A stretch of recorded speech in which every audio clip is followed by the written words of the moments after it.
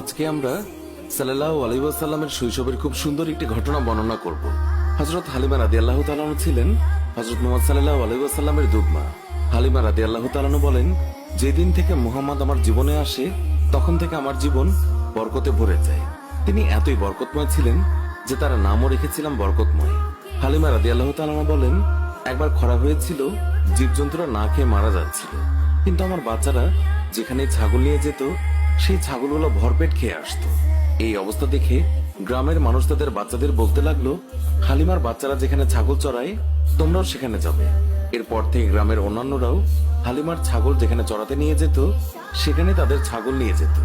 হালিমার ছাগল এবং গ্রামের অন্যান্য মানুষের ছাগল একসঙ্গে চড়ানো হতো। কিন্তু গ্রামের মানুষজন লক্ষ্য করলো, যেখানে হালিমার ছাগলেরা পেট ভরে খাচ্ছে কিন্তু ছাগলের পেট ভরছেই না। হালিমা তখন বলেছিলেন, এগুলো তো সবই মুহাম্মাদের বরকত। তিনি আরো বলেছেন, যখন কারো ছাগল অসুস্থ হয়ে পড়তো তখন গ্রামের মানুষ তাদের ছাগল নিয়ে আমাদের ঘরে চলে আসতো, আর তখন মুহাম্মাদের হাতের স্পর্শ ছাগলের গায়ে বুলিয়ে নিত এবং সঙ্গে সঙ্গে ছাগল সুস্থ হয়ে যেত। এছাড়াও গ্রামের কোনো বাচ্চা অসুস্থ হলেও মুহাম্মাদের কাছে নিয়ে আসতো। মুহাম্মাদের নরম হাতের স্পর্শে বাচ্চারাও সুস্থ হয়ে যেত। একদিন হালিমার মেয়ে বললেন, মা, আমি মুহাম্মাদকেও ছাগল চড়াতে নিয়ে যেতে চাই। তখন হালিমা বললেন, মুহাম্মাদের এখন মাত্র 3 বছর, বাইরে অনেক রোদ, মুহাম্মাদের মায়াভরা মুখ রোদে পুড়ে যাবে। জঙ্গল দিয়ে হাঁটার সময় হিংস্র প্রাণীরা আক্রমণ করতে পারে, ওকে নিয়ে ছাগল চড়াতে যেও না। হালিমার মেয়ে বললেন, আমি যখন মুহাম্মাদকে নিয়ে বের হই আকাশের রোদ তখন মেঘে পরিণত হয়, আমাদের ছায়া দেয়। জঙ্গলের হিংস্র পশুরা মুহাম্মাদের গালে চুমু খায়। শুধু এতটুকুই নয়, যখন আমি মুহাম্মাদকে নিয়ে বের হই তখন আমার কাজগুলো সহজ হয়ে যায়। যখন হালিমার মেয়ে অনেক জোর করতে লাগলো তখন হালিমা মুহাম্মাদকে তার সঙ্গে ছাগল চড়াতে যেতে অনুমতি দিলেন।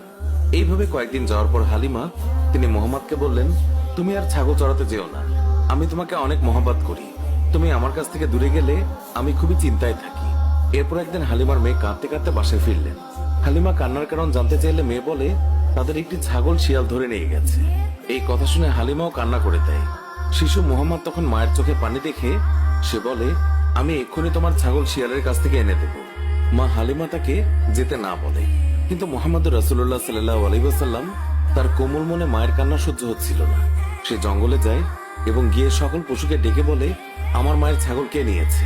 এই কথা শুনে সকল জানোয়াররা সেই ছাগলকে নিয়ে দৌড়ে এসে মুহাম্মাদের পায়ের কাছে এসে সালাম দেয়।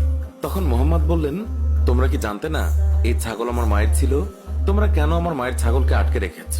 আমার মা এখনো বাসায় কাঁদছে।